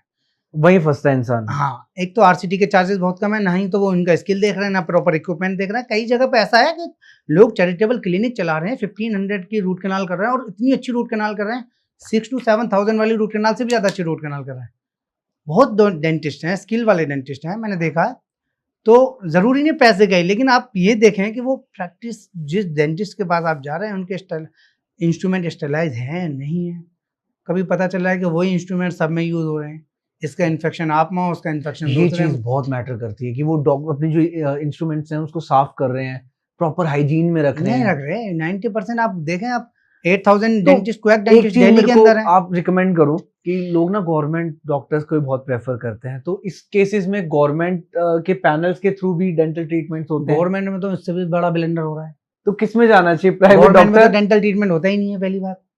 तो लोग कर रहे हैं। नहीं करते ना, होता ही नहीं डेंटल ट्रीटमेंट। 9 गवर्नमेंट हॉस्पिटल्स के अंदर डेंटल ट्रीटमेंट नहीं होता, सिर्फ एक्सेप्शन होते हैं।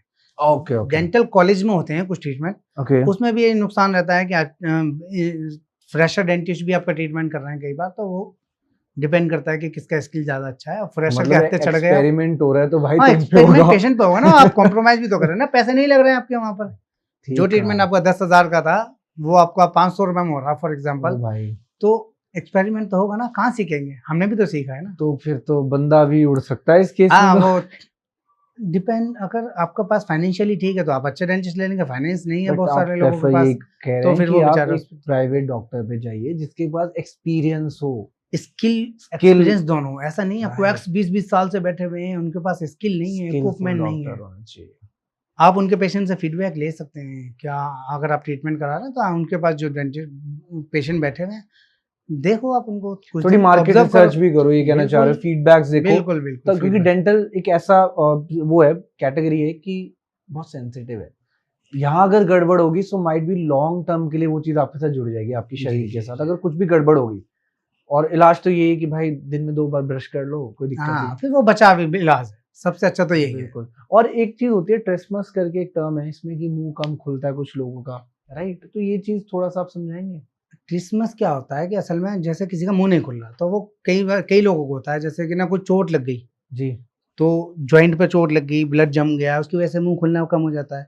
गुटखे खाने वालों को या छाली पान तंबाकू खाने वालों को, जो लोग छाली ज़्यादा खाते हैं उनके गाल में बैंड्स पड़ जाते हैं, तो उसको OSMF कहते हैं, ओरल सबम्यूकस फाइब्रोसिस, फाइबर्स के बैंड पड़ जाते हैं, ओके। उनके मुंह नहीं खुलते हैं। तीसरी चीज़ होती है जो जैसे चोट लगी है तो, या फिर कई बार डेंटल ट्रीटमेंट करा रहे हैं लोग बाग, डेंटल ट्रीटमेंट में 1 घंटा 1.5 घंटे तक मुंह खोला है, उसकी वजह से मसल्स में स्वेलिंग आ जाती है, उससे भी ट्रिसमस हो जाता है, फिर कई दिन तक मुंह नहीं खुलता है, तो उसका ट्रीटमेंट अलग है, गुटके वाले का अलग है। फॉर एग्जांपल डेंटल ट्रीटमेंट करा रहे हैं, निडल लगाई है अंदर, जी तो वो मसल्स को, फाइबर्स को ट्रॉमा करते हुए जा रही है, तो उसमें जी। स्वेलिंग आ जाती है, उसकी वजह से भी मुंह खुलना बंद हो जाता है। ठीक है। ये टेम्पररी मुंह खुलना ट्रिसमस हुआ, इंजेक्शन की वजह से हो या फिर मुंह ज़्यादा देर खोलने की वजह से हो।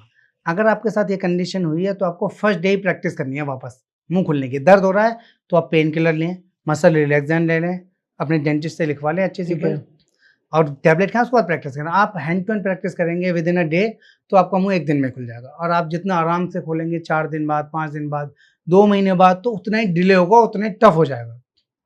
मतलब प्रैक्टिस स्टार्टिंग स्टेज प्रैक्टिस से स्टार्टिंग डे से स्टार्ट कर कर दें दो। अगर आपका टेम्पररी हुआ है तो। ठीक है। अगर आपका जैसे कि लॉन्ग टर्म से हुआ था, क्रॉनिक हुआ था, जैसे छाली खाने की वजह से हुआ है, तो वो आपका प्रैक्टिस के साथ साथ आपको उसके लिए इंजेक्शन भी लगवाने पड़ते हैं इंटरलीजनल, या फिर अगर बहुत ज़्यादा फाइबर्स के बैंड पड़ गए तो फिर वो सर्जरी होती है। अब तो इसी चीज पे आते हैं, जो जैसे कि आपने कहा लोग चैनी खैनी खाते हैं, गुटखा खाते हैं, तंबाकू खाते हैं, तो इनके दांत आपको ना मोस्टली रेड मिलेंगे, राइट? और मतलब बड़े गंदे दांत मिलेंगे, लेकिन फिर भी खाए जा रहे हैं वो।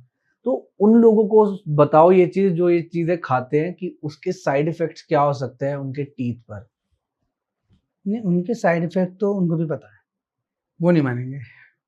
बताओ, डरा डर डर तो होना चाहिए ना, डर डर का माहौल बनाओ। डर हमसे ज्यादा उनकी उस पैकेट पे बना हुआ है, एक पोज बना हुआ है कि मुंह का कैंसर होता है इससे, और उस पर इतना बड़ा कैंसर की फोटोज हैं। एग्री अब वो उसी को लेकर के खा रहे हैं, उससे कोई फर्क नहीं पड़ता उनको, उनको समझाने का कोई फायदा नहीं है।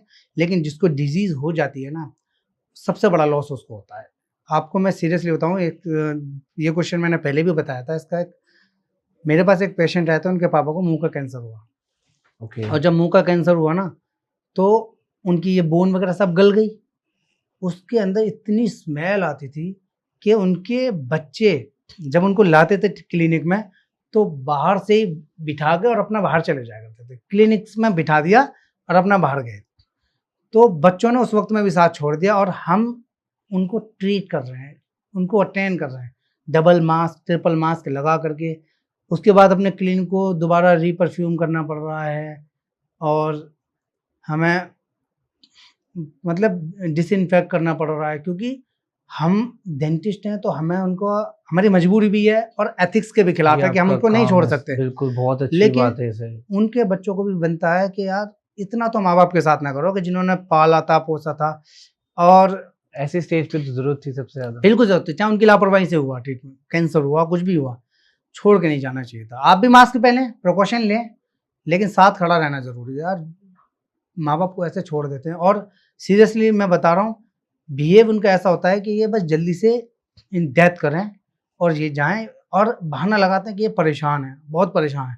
कैंसर वाले पेशेंट के साथ यही होता है, और कैंसर वाला पेशेंट अपने पैसे खर्च करता है अपने ट्रीटमेंट पे, जो उसने पूरी ज़िंदगी कमाए, और उनके बच्चों को वो ज़्यादा लगते हैं, वो खर्च नहीं करना देना चाहते।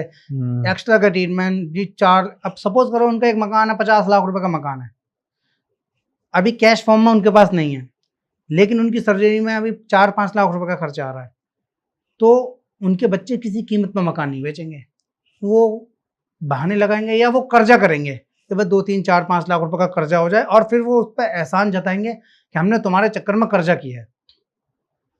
इसलिए ना, मेरा जो कहने का मतलब ये है कि आपको अपना ध्यान खुद रखना है।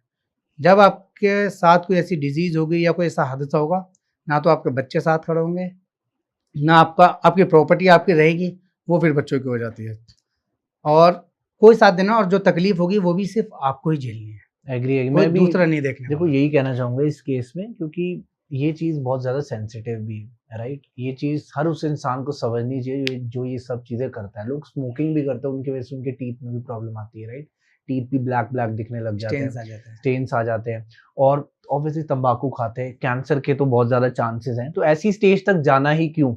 और अभी आप एक एग्जांपल भी बता रहे थे कि आप कि एक डायबिटिक पेशेंट थी, राइट। उसको भी डायबिटीज बहुत ज्यादा होने की वजह से जो भी उसने ट्रीटमेंट कराया, रूट कैनल ट्रीटमेंट था, जो भी था, वो एट द एंड एक ऐसी प्रॉब्लम में कन्वर्ट हो गया कि जिसका मतलब क्योर करते वक्त भी कहते हैं ना कि इंसान भी घबरा जाए हाँ, कि मेरे डेंजर साथ क्या हो जोन गया में यार। है। ये मतलब मैं अगर ये चीज पहले ध्यान रखती, तो एट द एंड आप अगर शुरुआत से थोड़ा थोड़ा टेक केयर करोगे ना, डे बाय डे, डेफिनेटली आपको स्टेज तक कभी क्या पहुंच ही नहीं पाओगे आप लोग। देखो, एक और चीज मैं इसमें ऐड करना चाहूंगा। जी। मुंह का जो कैंसर है ना, हाँ जी। ये सिर्फ गुटखा तंबाकू छाली से ही नहीं होता, ये लोगों को नहीं पता, ऐसी चीजों से भी होता है। टंग के कैंसर इस वक्त में 70-80% जो टंग के कैंसर हो रहे हैं, वो उन लोगों को हो रहा है जिन्होंने अपनी जिंदगी में कभी गुटखा पान तंबाकू नहीं खाया। क्यों हो रहे हैं? टीथ शार्प एजेस की वजह से उनकी टंग कट गई, और कंटिन्यू ट्रॉमा हो रहा है 3 महीने 4 महीने। उनको मालूम ही नहीं है कि ये दांत इनकी शार्प एजेस थी, पैने थे, जिसकी वजह से ट्रॉमा हो रहा है, और वो ट्रॉमा हील नहीं हो पा रहा, और वो कैंसर में कन्वर्ट हो जाता है। तो ये चीज कैसे, लाइक टीथ कैसे, टंग कैसे कट गई, लाइक टीथ से? टीथ से कट जाती है टंग। अगर आपके दांत घिस गए हैं और शार्प एज हो गई है, तो वो उससे रगड़ खाएगी, ठीक है। तो जैसे रब ऑफ होगी, उससे ट्रॉमा हो जाता है, छाला बन जाता है। अब वो क्या होता है कि वो फिजिशियंस के पास चले जाते हैं कि जी मेरे जीभ के नीचे छाला हो गया, वो छाले की दवाई खा जा रहे हैं, 10 दिन हो गए, लेकिन उसका जो एक्चुअल में ट्रीटमेंट था वो क्या था कि उस दांत की किनारे को घिसवा करके राउंड करना था। आप एक जख्म को बार बार ट्रॉमा कर रहे हैं ना, आपको पता ही नहीं है कि वो ट्रॉमा दांत से हो रहा है। बिल्कुल सही बात, बिल्कुल अगर आप सही उसको बात। राउंड ऑफ करा देते, उसको रिलीफ हो जाता, लेकिन वो हील होने से पहले बार बार ट्रॉमा हुआ जा रहा है, उसमें स्वेलिंग हो गई तो और ज्यादा ट्रॉमा हो रहा है। तो बहुत केस ऐसे हैं जिनके टंग में कैंसर सिर्फ इस वजह से होता है क्योंकि दांत शार्प एजेस हैं। शार्प एजेस की वजह से उनको गुमान में भी नहीं है कि उनको कैंसर हो सकता है। क्यों? क्योंकि उनको लगता है कि मैंने कभी गुटखा नहीं खाया, पान तंबाकू कुछ नहीं खाया कभी, तो मुझे कैंसर नहीं होगा। तो कैंसर के लिए तो आपका दांत ही काफ़ी है। और जो गाल में दांत निकल गए, शार्प एजेस है, गाल की तरफ च्यू करे, जो अक्कल दाढ़ गाल में निकलती है, और आपकी चीक बाइटिंग कंटिन्यू हो रही है, उससे कैंसर हो जाते हैं। ज़्यादातर कैंसर मुंह के इसी चीज़ से हो रहे हैं। और ये कैंसर होने का एक ही रीज़न है, लैक ऑफ नॉलेज। लोगों को नॉलेज नहीं है कि इस वजह से, फिजिशियंस को भी नहीं पता होता है। ऐसा नहीं है कि फिजिशियन को हम ब्लेम करें कि वो अब दवाई दी जा रहा, बहुत फिजिशियन को नहीं पता कि यार ये टंग के और टीथ के ट्रॉमा की वजह से हो रहा है, वो कंटिन्यू हो रहा है। तो मैं चीज़ ऐड करना चाहूँगा, अगर कोई फिजिशियंस भी हैं तो आप प्लीज़, अगर कोई टंग के नीचे कोई अल्सर हो रहा है या गाल चीक बाइटिंग कंटिन्यू हो रही है, तो आप उसको डेंटिस्ट के पास रेफर करें। बताएं उस पेशेंट को कि भाई आपको दांत की वजह से भी हो सकता है, एक बार जा करके दांत को चेक करें। कोई शार्प एजिज है, कोई दांत का कोना निकला हुआ है जिसकी वजह से आपको बार बार ट्रॉमा हो रहा है, तो उसको घिसवा लें। कोई इतना छोटा सा ट्रीटमेंट है, ना ही कोई सुन करना, ना कोई एलए देना, ना कोई सर्जरी है, बस वो शार्प एजेस को राउंड करना है जिसकी वजह से वो स्मूथ हो जाएगा और ट्रॉमा नहीं होगा। बहुत फिर आप दवाई खाएं, बहुत इजी ईजी चीज है ये। मतलब कंसल्टेशन या 400-500 और कंसल्टेशन लाइक एक इंसान को कितने टाइम में करानी चाहिए? विद इन 6 मंथ करानी चाहिए, उनको प्रॉब्लम हो या नहीं। बिल्कुल करानी चाहिए, सो दैट आप तभी तो पता चलेगा कि भाई प्रॉब्लम है भी या नहीं भी। क्योंकि जो माइनर प्रॉब्लम्स होते हैं वो और विद इन आपने 6 जो मंथ में हो जाती चीजें है। बताई हैं, आई गेस ऑडियंस भी डेफिनेटली वो चीज समझेगी। कंसल्टेशन इज मस्ट, जी राइट? स्टार्टिंग से ही अगर आप ध्यान रखोगे अपना तो फिर कोई तो दिक्कत जरूरत आने नहीं नहीं वाली। तो मैंने ना आपकी कुछ वीडियोस देखी थी, तो उन वीडियोस में आपने कहा था कि जो जेनरिक मेडिसिन होती है उनसे बेटर होती है एथिकल मेडिसिन जो यूज करनी चाहिए। और लेकिन जो गवर्नमेंट है, गवर्नमेंट तो हमेशा प्रेफर करती है कि आपको जेनरिक मेडिसिन ही यूज करो, क्योंकि देखो मिडिल क्लास फैमिलीज इतना अफोर्ड नहीं कर पाती, जो पुअर क्लास के हो गए, राइट? अब उनके पास इतने पैसे नहीं है, तो आपको नहीं लगता कि ये थोड़ा कंट्रोवर्शियल भी है? और ऐसा तो नहीं है कि आप स्पॉन्सर्ड हैं इस चीज के लिए? नहीं देखो, एक्चुअली मैं बताता हूँ, मैंने कभी जेनरिक के खिलाफ नहीं बोला, मैं जेनरिक के फेवर में हूँ। लेकिन ना उसके लिए आपको एक चीज़ समझनी होगी, जो एथिकल मेडिसिन है ना, ओके, और जो जेनरिक मेडिसिन है, गवर्नमेंट कह रही है कि जेनरिक मेडिसिन से गरीब आदमी को फायदा होगा कि ये सस्ती आती हैं, इस पे 80% का डिस्काउंट है, 90% का डिस्काउंट है। ओके। अच्छा मुझे एक चीज़ बताएं, ये 90% डिस्काउंट क्यों देना है? 90% डिस्काउंट किस चीज़ पे दे रहा है? कि एक एथिकल मेडिसिन जिसकी टैबलेट की एमआरपी 200 है, ठीक है, 10 टैबलेट के स्ट्रिप्स की एमआरपी 200 है, ठीक है, वही जेनरिक की एमआरपी 250 है। ओके। वो कह रही है कि इस पर हम 80% डिस्काउंट दे रहे हैं, यानी कि 50 रुपए में दे रहे हैं। मतलब बहुत बड़ा डिफरेंस है ये तो। ठीक है, अब एथिकल मेडिसिन 200 वाली आपके पास आ रही है 160 की या 150 की। अब 50 रुपए और 150 रुपए में तो फर्क है ना। बिल्कुल। लेकिन आपको ये चीज समझनी होगी कि जो 50 रुपए की टैबलेट आ रही है ना, पेशेंट को नहीं पता कि जेनेरिक कौन सी है, एथिकल कौन सी है। अब वो उसको जो गरीब आदमी को सेल आउट की जा रही है ना, वो उसकी एमआरपी के हिसाब से बेची जा रही है। अगर गवर्नमेंट को इसमें कोई फायदा दिखाना है तो मेरा कहने का मतलब यह है कि उसकी एमआरपी पर कैपिंग हो जानी चाहिए कि ये जेनेरिक मेडिसिन है, आप इसको एमआरपी 50 रुपए करते हैं, डिस्काउंट ना दें।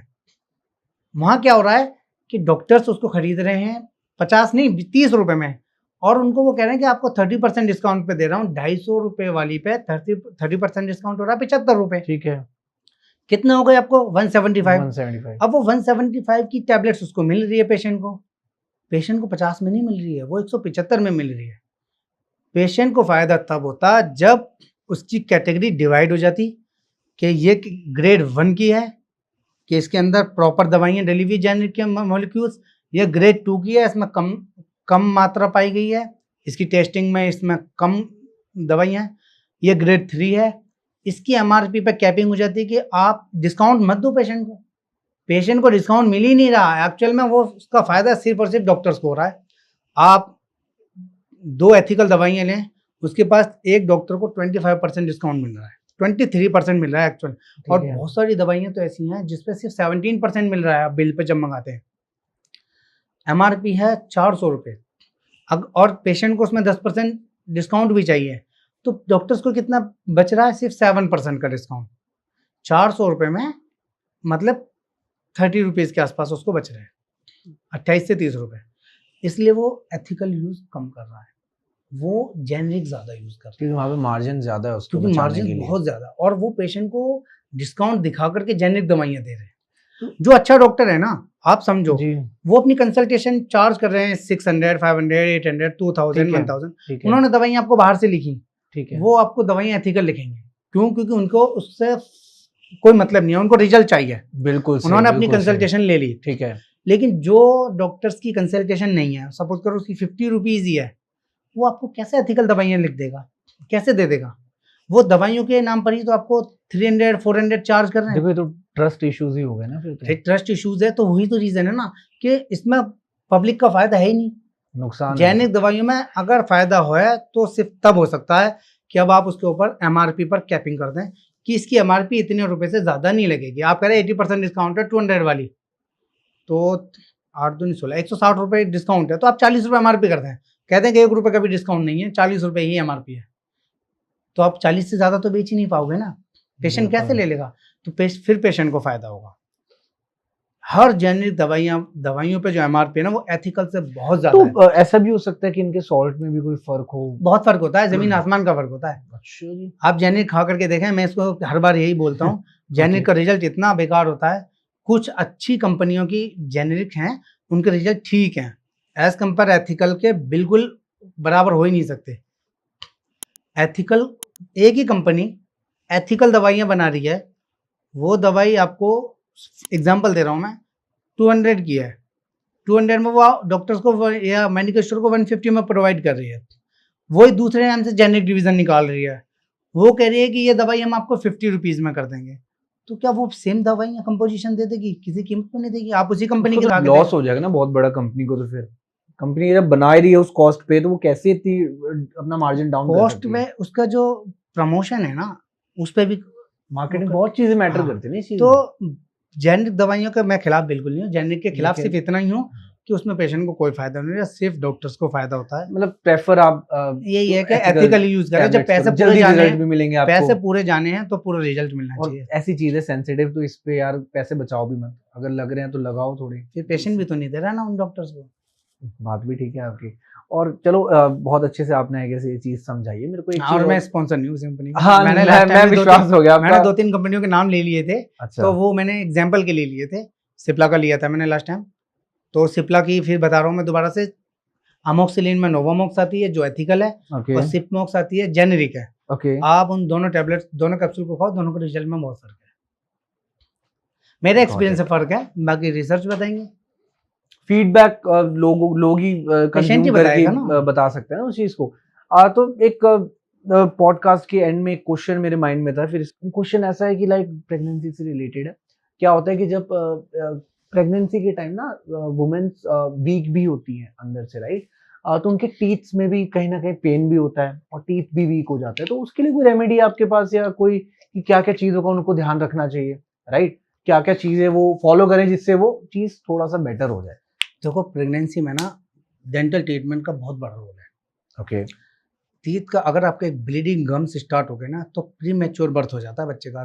7वें महीने में हो जाएगा। ये सबसे बड़ा कॉज है, लोगों को नहीं पता। दूसरी चीज़, हार्ट का इशू ब्लीडिंग गम से बनता है। थर्ड चीज़ है, प्रेगनेंसी में ना 3 ट्रिमेस्टर होते हैं। पहले 3 महीने, फिर बीच के 3 महीने, फिर लास्ट के 3 महीने। ओके। पहले 3 महीने और लास्ट के 3 महीने में, पहले में क्या होता है, बच्चे के बॉडी पार्ट्स बन रहे हैं, और लास्ट के 3 महीने में मैचुरेशन होता है, मतलब मजबूत हो रहे हैं। ठीक है। तो इन 2 ट्रिमेस्टर में ट्रीटमेंट नहीं कर सकते, एंटीबायोटिक हैवी नहीं दे सकते, हैवी पेन किलर्स नहीं दे सकते, लेकिन बीच का 4, 5, 6 मंथ सेफ होता है। लेकिन पेशेंट के साथ क्या होता है कि वो लापरवाही करते हैं। कुछ तो मिथ्स ऐसे हैं कि प्रेगनेंसी में टीथ क्लीन नहीं करने चाहिए, दांत हिल जाएंगे, और लोग अवॉइड करते हैं ऐसा। हाँ, तो ये बहुत बड़ा मिथ है जिसकी वजह से और बीमारियां बढ़ रही हैं। सबसे पहले तो प्रेगनेंसी में दोनों टाइम ब्रश करना चाहिए। ठीक है। हार्मोनल चेंजेस आते हैं, अगर ब्लड वगैरह आ रहा है तो कोई बड़ा इशू नहीं है, वो क्लीन हो जाए। सेकंड चीज़, अगर आपको प्रेगनेंसी प्लान हो गई है तो आपको रूटीन चेकअप करना है। कोई दांत में ऐसा कैरीज हो गई है या कोई ट्रीटमेंट की नीड है, तो वो बीच के ट्रीमेस्टर में हम कर सकते हैं। बीच के 4, 5, 6 वाले मंथ में कोई सर्जिकल पार्ट है, रूट कैनाल वगैरह कर सकते हैं ईजिली। अगर आपने उस टाइम इग्नोर कर दिया, सपोज करो आपको 7वें मंथ में ट्रीटमेंट की नीड पड़ गई, तो उस टाइम बहुत दिक्कत हो जाएगी, क्योंकि फिर आपको 3 महीने वो झेलनी पड़ेगी। बहुत प्रिकॉशंस के साथ में कुछ ट्रीटमेंट हो सकते हैं, बाकी सारे ट्रीटमेंट नहीं हो सकते, हैवी एंटीबायोटिक्स नहीं दे सकते। वही मैं कहने तो वाला था। उस टाइम क्या हो रहा है कि 3 महीने तक पेशेंट के साथ इतनी दिक्कत आती है कि दर्द, दांत का दर्द दवाइयों से कंट्रोल नहीं होता, उसके लिए ट्रीटमेंट कराना पड़ता है। स्टार्टिंग फेज में ये चीज को ध्यान रखो, हाँ, कंसल्ट करा लो। अगर कोई प्रॉब्लम आ रही है तो फर्स्ट ट्रिमेस्टर में ही चेक कराओ। कई बार ऐसा होता है कि थोड़ी सिम्टम थे तो वो सेकंड ट्रिमेस्टर में हम ट्रीट करवा सकते हैं, और सेकंड ट्रिमेस्टर में लग रहा है कि थर्ड में प्रॉब्लम आएगी तो सेकंड में ही उसको ट्रीट करा लेते हैं। तो जो सेफ साइड है वो हमारी मतलब बची आफ्टर रहती है। 7 मंथ्स अगर ऐसी कोई प्रॉब्लम आती है तो डेफिनेटली बहुत चीजें एक्स्ट्रा फेस करनी हाँ, पड़ेगी। बिल्कुल करनी पड़ेगी, तो फीटस को भी better करनी कि- पड़ेगी, माँ को भी करनी पड़ेगी, बच्चों को भी करनी पड़ेगी। ओके, और इस चीज का इफेक्ट बर्थ पे भी आता है? हाँ, प्री मैच्योर बच्चे पे बर्थ होता भी? है सबसे पहले ही। अगर आपके ब्लीडिंग गम से स्टार्ट हो गए, पायरिया लग गया है, तो गॉट इट। छोटा मतलब प्री मैच्योर का बच्चा जो जो 9 मंथ में होना चाहिए था, उसका बर्थ वो अब आपका 8वें महीने के स्टार्टिंग में हो रहा है, तो आपका लॉस है ना, बच्चा पूरी तरह हेल्दी नहीं हो पा रहा। फिर उसके लिए भी ध्यान रखना पड़ता है, बहुत चीजें फिर एड ऑन, ये बिल्कुल। चीजें बढ़ती ही चली जाती हैं। तो तो एट द एंड प्रेगनेंसी में यही आपको बस प्लान करना है। यही पता लगा कि आपकी सारी बातों से कि अगर आप स्टार्टिंग डेज से ही ये चीजों का ध्यान रखेंगे तो डेफिनेटली आपको एंड में ना इतना Problem परेशान face नहीं होना पड़ेगा। बिल्कुल। और ये आम पब्लिक, देखो बात सच में यही है कि नॉलेज, लोगों को नॉलेज नहीं है। हाँ, अवेयरनेस। राइट, काफी चीजें आपने भी, मेरे को भी नहीं पता थी, जो आपने ऐसी मेरे भी डाउट्स क्लियर करे पर्सनल, जो मेरे को मैं सोचता था, मेरे भी बने हुए थे कि यार करना चाहिए नहीं करना चाहिए। डेफिनेटली तो ऑडियंस को तो बहुत कुछ पता लग गया होगा इस पॉडकास्ट से। एंड डेफिनेटली जावेद जी, आपने एक एक आंसर जो समझाया है ना, बहुत ही इजी तरीके से समझाया, और ये बताया कि एक टीथ की इंपॉर्टेंट हमारी लाइफ में क्या होती है। और अगर टीथ में हल्का सा भी इश्यू आता है ना, या डेफिनेटली कंसल्ट कराओ। और जैसा कि जावेद जी ने बताया कि every 6 months you have to consult your teeth, अपने डॉक्टर पे जाओ भाई, और एक स्किल डॉक्टर पे जाओ और एक्सपीरियंस डॉक्टर पे जाओ। और अगर आपको फिर भी डाउट है, पॉडकास्ट देख के ट्रस्ट तो बन गया होगा, डेफिनेटली जावेद जी को कांटेक्ट करो, डिस्क्रिप्शन में सब कुछ मेंशन है, इनका नंबर, इनको कांटेक्ट करो, सारे इश्यूज आप डेंटल से रिलेटेड सॉल्व हो जाएंगे। अच्छा, मैं यहाँ पे एक चीज और ऐड कर रहा हूँ। जी ये जो डेंटल ट्रीटमेंट है ना, असल जी। में ये प्रोसीजरल ट्रीटमेंट ऑनलाइन जी। तो होता नहीं है। तो मैं यहाँ पे कहना चाहूँगा, जो पेशेंट या ऑडियंस काफ़ी दूर से है ना और उनको डाउट है, तो वो हमारे व्हाट्सएप पर मैसेज डाल करके अपनी क्वेरी कर सकते हैं, और वो फिर अपने आसपास में ही ट्रीटमेंट करा सकते हैं। ये हम फ्री प्रोवाइड करते हैं कि अगर आपको कोई डिजीज़ है तो आप अपने फोटोग्राफ्स या एक्सरेज वो भेज दें, ट्रीटमेंट कैसे कराना था तो हम गाइड कर देते और हैं, कितने टाइम में आप रिप्लाई कर देते हैं? विद इन अ डे कर देते हैं। क्या बात है, क्या बात है। 10 to 11 o'clock जो हमारा मॉर्निंग शिफ्ट का टाइम है ना, ठीक हम है। उसके अंदर इन्हीं क्वेश्चंस के रिप्लाई करते हैं सबके Okay. डेली। पिछले 2-2.5 साल से हम कर रहे हैं कंटिन्यू। सेकंड चीज़ क्या होता है कि सभी ट्रीटमेंट हमारे यहाँ पे नहीं करा सकते। आप सपोज करो किसी को रूट कनाल कराना है और 3 विजिट 4 विजिट के लिए भी आना पड़ेगा, सिंगल सिटिंग में भी रूट कनाल होती है। जी जी। अब वो पेशेंट दिल्ली की जगह आप सपोज करो 50 किलोमीटर से 100 किलोमीटर दूर है, तो वो नहीं आ सकते। बाकी तो ऑडियंस तो बॉम्बे की भी है, लखनऊ की भी है, बिल्कुल सही, बिल्कुल तो सही। वो तो कहीं की भी हो सकती है। तो आपको यही है कि स्किल डेंटिस्ट देखना है, अच्छा क्वालिफाइड डेंटिस्ट देखना है, और अगर आपको लगता है कि कोई डाउट है तो आप 2 जगह से ओपिनियन ले लें। कभी भी सिंगल ओपिनियन पे ना रहें कि एक बार और कंसल्टेशन जाएगी, इससे ज़्यादा तो कुछ नहीं जाएगा। आपका ट्रीटमेंट फॉर एग्जांपल 20,000 का है और आपकी कंसल्टेशन किसी डेंटिस्ट की 400 है, तो एक बार और 400 चले जाएंगे। एक और अच्छे डेंटिस्ट से राय ले लें, सही बात। तो फिर उसके बाद अपना ट्रीटमेंट स्टार्ट कराएं। ठीक है। तो सबसे बेस्ट तरीका यही है। और डेफिनेटली देखो, अगर फ्री कंसल्टेशन मिल रही है, इसका मतलब ये नहीं कि परेशान करना है। जेन्युइन कोई इशू है, हाँ, पूछ सकते हो आप डायरेक्टली, आपको रिस्पांस मिल जाएगा। और आई होप आप लोगों को ये पॉडकास्ट अच्छा लगा हो, क्योंकि एक डिफरेंट जो एक कैटेगरी हमने कवर करी है अपने पॉडकास्ट में, ये भी बहुत ज्यादा जरूरी था। और ऐसे ही हम आप लोगों से मिलते रहेंगे, ऐसी नए थॉट प्रोवोकिंग टॉपिक के साथ मिलते हैं बहुत जल्द। Thank you so much Javed ji, आपसे मिलकर अच्छा लगा, और डेफिनेटली दोबारा भी एक पॉडकास्ट जरूर करेंगे जिसमें और डेंटल को थोड़ा सा डीप से समझते हैं। एंड मिलते हैं आपसे ऐसी थॉट प्रोवोकिंग टॉपिक के साथ। This is Shubhi signing off from no Faltu talks. Thank you everyone, thank you so much Javed sir.